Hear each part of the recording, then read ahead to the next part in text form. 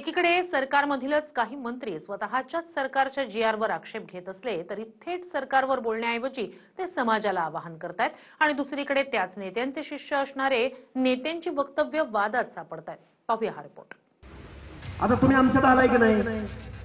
11 विवाह केले पाहिजेत की नाही केले पाहिजे? आता पहिल्यांदा 11 विवाह जाहीर करा। आमच्याकडे 11 पोरं आहेत बरं का।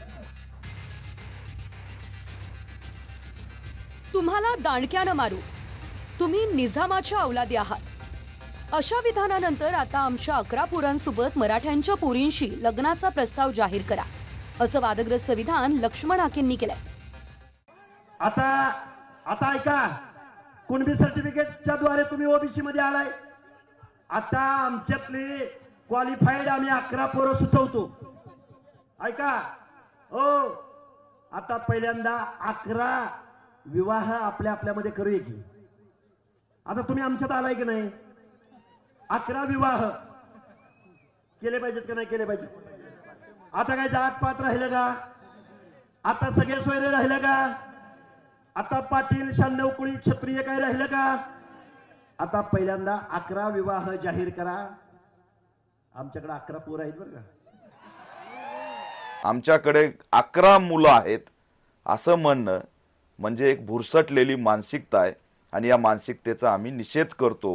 उमरीचं प्रकरण गंभीर आहे। मातंग तरुणांनी धनगर समाजाच्या तरुणीवर प्रेम केलं म्हणून धनगर कुटुंबांनी हातपाय बांधून विहिरीत टाकलं। त्यावर लक्ष्मण हाके काही बोलणार आहेत की नाही आणि आरक्षणवादी या ठिकाणी आंतरजाती विवाह करणार आहेत की नाही हा सुद्धा प्रश्न त्यांना मी विचारतो। अशी एकीकडे भूमिका बजवायची आणि दुसरीकडे आमच्याकडे 11 मुलं आहेत म्हणून मराठा समाजाला हिनवायचं आणि एक प्रकारे महिला आणि मुलींची थट्टा करायची, याचा आम्ही या ठिकाणी निषेध करतो। हे तेच हाके आणि वाघमारे आहेत जे सत्तेतील मंत्री छगन भुजबळ, मुंडे यांच्या सांगण्यावरून भाषणं करताय। कारण आम्हाला नेत्यांनीच बोलायला लावल्याचं खुद्द वाघमारे म्हणाले होते। आदरणीय भुजबळ साहेब असतील, आदरणीय ताई साहेब असतील, सगळे असतील, या सर्वांना अडचणी असतील, परंतु त्या नेत्यांनी आम्हाला सांगितलं तुम्ही लढा, आपल्या बाळाला अडचण असेल पण लेकराला अडचण नाही। त्यामुळे ही रस्त्यावरली लढाई आपल्याला लढायची। ज्या राज्य सरकारने त्या निजामाच्या औलादींना ओबीसीतून आरक्षण देण्याचा जो निर्णय घेतलाय तो आपल्याला हलवून पाडायचा आहे। थोडक्यात ओबीसी हा एक प्रवर्ग नसून ती एक स्वतंत्र जात आहे। त्यात इतर कोणत्याही जात पोटजातीमध्ये भेद नाही। ओबीसीत विविध जातीचे विविध धर्माचे लोक येत असले तरी ओबीसींमध्ये सर्वांचेच रोटी बेटी व्यवहार होतात, असा तर्क नावाआधी प्राध्यापक पदवी लावणारे हाके देत आहेत।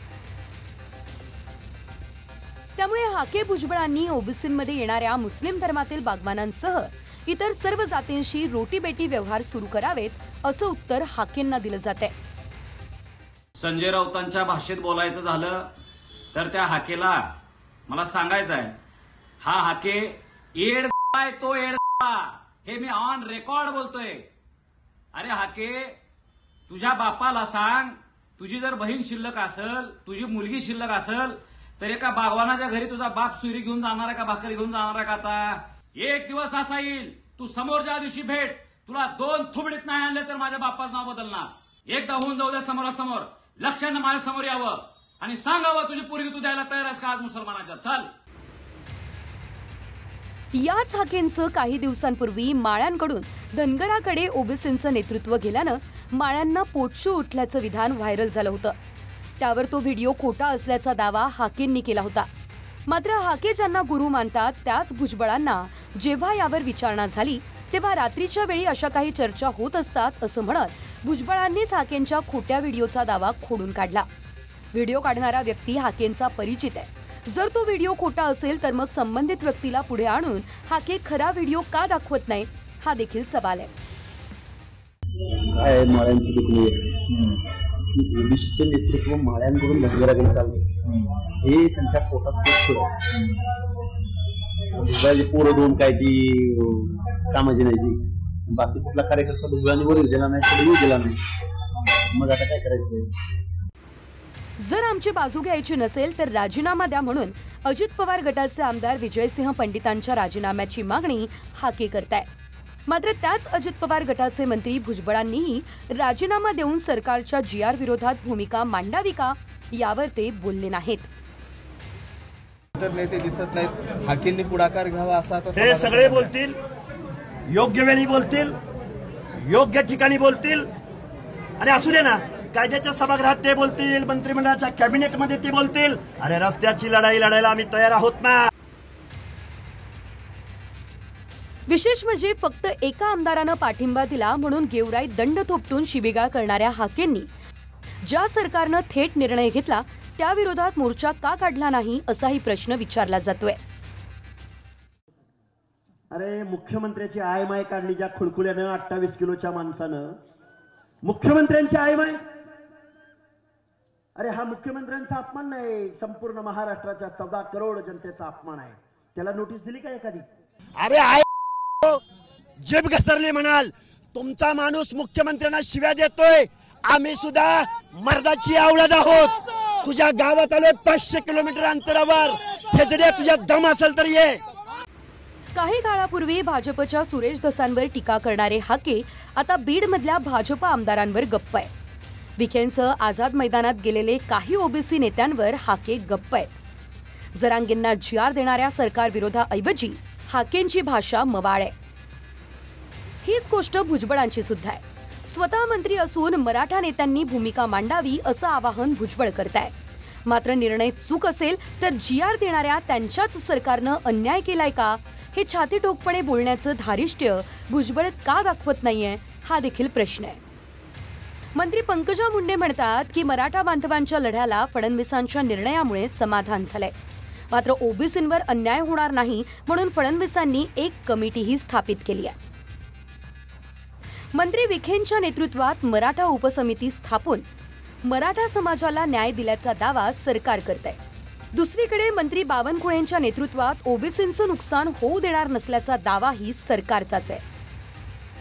हैदराबाद गॅझेट कायद्यानं लागूच करता येत नसल्याचा दावा काही ओबीसी नेते करतायत, तर दुसरीकडे बंजारा समाजही हैदराबाद गॅझेटमध्ये एसटीत असल्यानं त्यांनाही एसटीत घ्या असं धनंजय मुंडे म्हणताय। गेल्या विधानसभा निवडणुकीआधी सुद्धा मराठा ओबीसी वादाबरोबर बहुतांश सत्तेतीलच धनगर आणि आदिवासी नेते एकमेकांसमोर आले होते।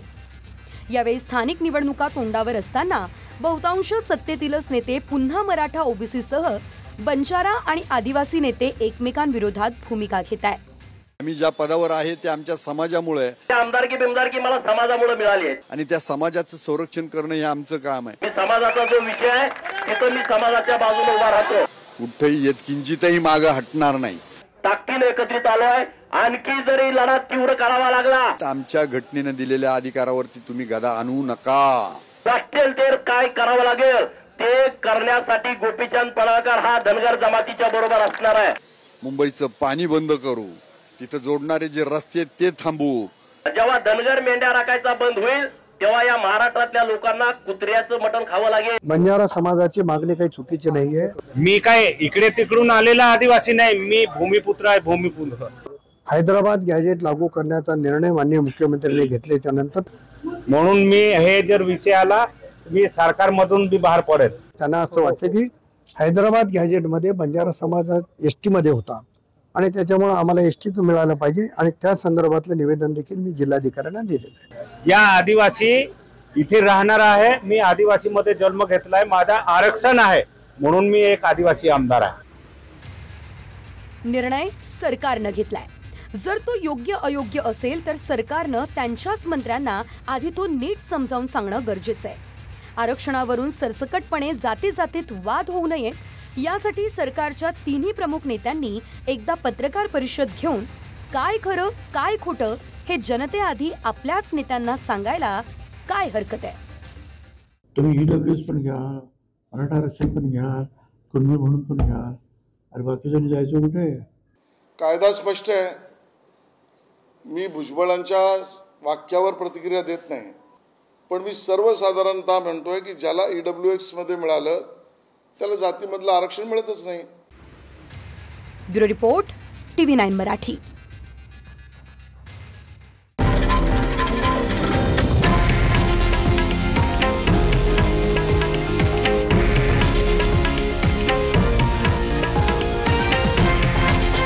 हे आहे देशातील नंबर 1 न्यूज नेटवर्क आणि आपण पाहत आहात TV9 मराठी, एकमेव.